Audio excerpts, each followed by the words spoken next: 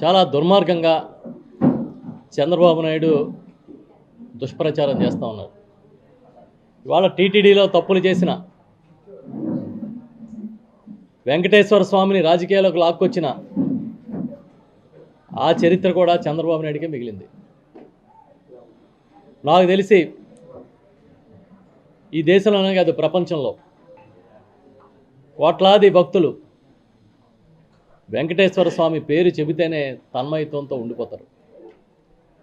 అలాంటి వెంకటేశ్వర స్వామిని రాజకీయాలకు లాక్కొచ్చి వాళ్ళ పన్నాగం పారలేదు, నిజాలు బయటకు వచ్చేటప్పటికీ ప్రజలు చీకొడతారనే భయంతో మళ్ళీ ఇప్పుడు కొత్త డ్రామాకి చంద్రబాబు నాయుడు, వాళ్ళ అనుయాయులు, వాళ్ళ భక్తులు, వాళ్ళ సొంత మీడియా తెరతీసింది.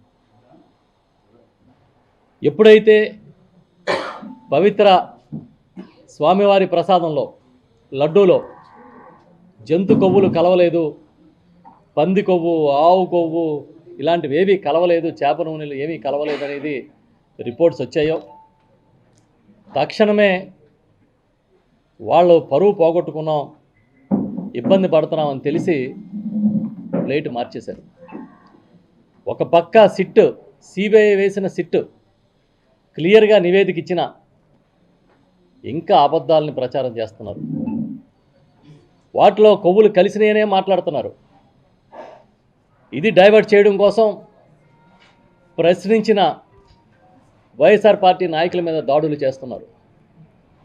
గుంటూరులో కాసేపటి క్రితం మాజీ మంత్రివర్యులు, మా గుంటూరు జిల్లా వైఎస్ఆర్ పార్టీ అధ్యక్షులు అంబటి రాంబాబు గారి మీద దాడి చేశారు.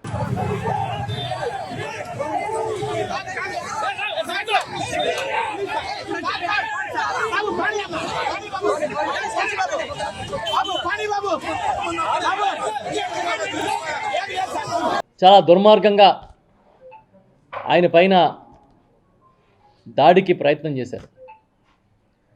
నిన్న సాయంత్రం మరో మంత్రివర్యులు, మాజీ మంత్రివర్యులు,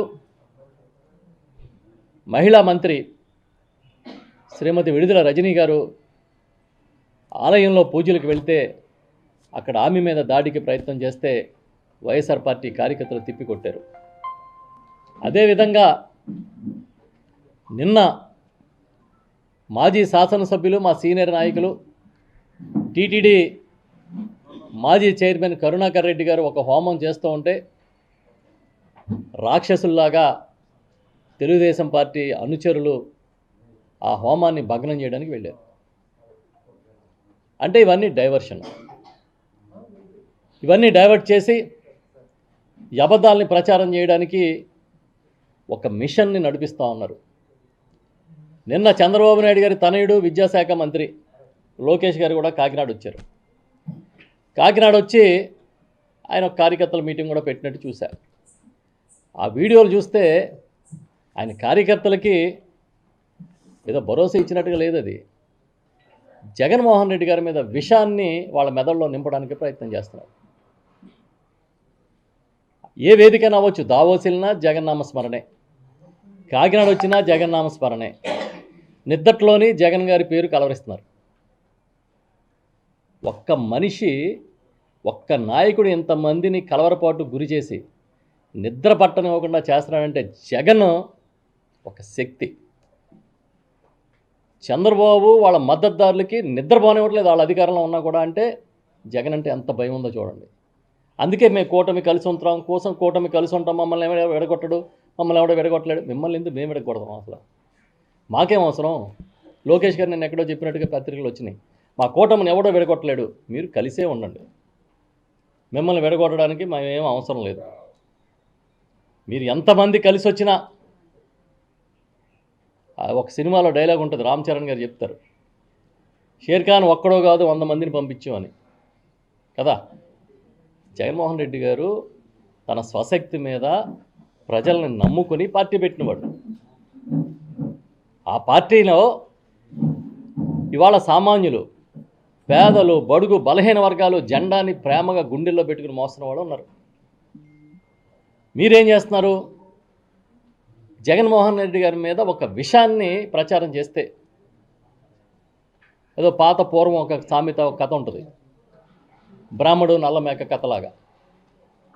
ఒకే అబద్ధాన్ని పదే పదే చెప్పి జగన్ గారి మీద విషాన్ని మెదడులో నింపే ప్రయత్నం చేస్తున్నారు. కానీ మేము చెప్తున్నాం, ఇవాళ పవిత్రమైన వెంకటేశ్వర స్వామిని, కలియుగ దైవాన్ని రాజకీయాల్లోకి లాక్కొచ్చింది చంద్రబాబు నాయుడు, ఆయన మద్దతుదారులు, మద్దతు పార్టీలు మాత్రమే. ఆ రోజు పచ్చి అబద్ధాన్ని వండి మార్చి, ఒక రిపోర్ట్ లేదు, ఒక ఎంక్వైరీ లేదు, ఒక ఎఫ్ఐఆర్ లేదు, ఏమీ లేకుండానే చంద్రబాబు నాయుడు లాంటి వ్యక్తి ఆయన చాలా ఈజీగా రోడ్డు మీదకి వచ్చి ముఖ్యమంత్రిగా చాలా సింపుల్గా మాట్లాడేశాడు. తిరుపతి లడ్డూలో ప్రసాదంలో కొవ్వులు కలిసినాయి, జంతు కొవ్వులు అన్నట్టుగా కల్తీ జరిగిపోయిందని మాట్లాడేశాడు. డిప్యూటీ సీఎంగా ఉన్న పవన్ కళ్యాణ్ గారు రోడ్డు మీదకి వచ్చి అసలు సనాతన ధర్మానికే విఘాతం కలిగింది అని చెప్పి ప్రాయశ్చిత్త దీక్ష చేస్తున్నానని దీక్ష చేశారు. ఈ దేశంలో నిజమేనేమో అన్నంత పరిస్థితిని క్రియేట్ చేశారు. కానీ తిరిగి చూస్తే సుప్రీంకోర్టు ఆ రోజే చెప్పింది, ఇది తప్పు, ఇది బాధ్యత రాహిత్యం, చంద్రబాబు నాయుడు ఇలా మాట్లాడడం తప్పు అని ఆ రోజే చెప్పింది. ఇంత దుర్మార్గంగా రాజకీయాలు చేయకండి అని కూడా ఆ రోజు సుప్రీంకోర్టు చెప్పింది, వ్యాఖ్యానించింది. అయినా సరే ఎక్కడా తగ్గలే, తగ్గేదే లేదనుకుంటూ రోడ్లెక్కి ప్రచారం చేశారు. ఇప్పుడు సిబిఐ సిట్ నివేదిక ఇచ్చింది. ఆ నివేదికలో చాలా క్లియర్గా ఇందులో అవశేషాలు లేవు, ఏమీ లేవు, జంతు కొవ్వులు లేవని రాస్తే ఈనాడులో రాస్తారు ఇవాళ. అంతే, అసలు నిజంగా ఈనాడు ఇలాంటి పత్రికలు ఉండడం అనేది చంద్రబాబు నాయుడు గారు పూర్వజన్మ సుకృతం అనుకుంటుంది. ఎందుకంటే ఈయన ఏ తప్పు చేసినా ఈనాడు, ఆంధ్రజ్యోతి, టీవీ5 ఇలాంటి కొన్ని మీడియా సంస్థలు భుజాన్ని వేసుకుని రాజుని మించిన రాజభక్తి ప్రదర్శిస్తున్నారు. అసలు అంత దారుణంగా జర్నలిజాన్ని ఆ స్థాయికి తీసుకొచ్చినప్పుడు ఎవడో కనపడ్డది. ఇవాళ ఈనాడులో రాస్తారు, చాలా చిత్రంగా రాశారు. పొద్దున్నే చూసి అసలు నవ్వాలా, ఏం చేయాలో అర్థం కాదు. వాళ్ళు ఏం రాస్తున్నారంటే, ఎన్డీడీబీ నివేదిక సిట్కి ఎలాగ ప్రామాణికంగా అంటది.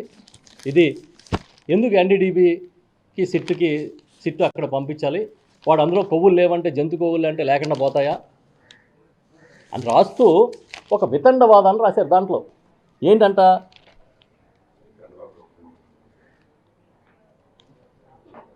అసలు ఇది డిఎన్ఏ సీక్వెన్స్, జంతువుల డిఎన్ఏ సీక్వెన్స్లను బట్టి నిర్ధారిస్తారు, కానీ నువ్వెవడో నిర్ధారించడానికి ఎన్డీడీబీ అని అడుగుతున్నాడు. మొత్తం ఈ వాళ్ళు రాసిన కథనాలు చూస్తే జగన్ గారిని ఇరికించలేకపోవడం చంద్రబాబు నాయుడు గారి చేతకంతనం అన్నట్టుగా బాధపడుతున్నట్టుగా ఉన్నాయి. అంతే తప్ప ఓన్లే మనం ఏదో తప్పు అనుకున్నాం, ఏదో ప్రచారాన్ని మనం కూడా నమ్మాం అని చంద్రబాబు నాయుడు అనుకోలే. మామూలుగా అయితే ఏమనుకోవాలి, 45 ఏళ్ళు రాజకీయాల్లో ఉన్నాను, 17 ఏళ్ళు ముఖ్యమంత్రిగా ఉన్నా, ఎవడో ఏదో చెప్తే నమ్మేశాను, ఫోన్లే పాపం అందులో ఈ కొవ్వులేవి జంతు కొవ్వులు కలవలేదనే విషయం తెలిసి నాకు చాలా మనశ్శాంతి వచ్చింది, ఆ రోజు తప్పుగా మాట్లాడానని. కానీ చంద్రబాబు నాయుడు ప్రజల ముందుకు వచ్చి క్షమాపణ చెప్తే ఎక్కడో ఉండేవాడు.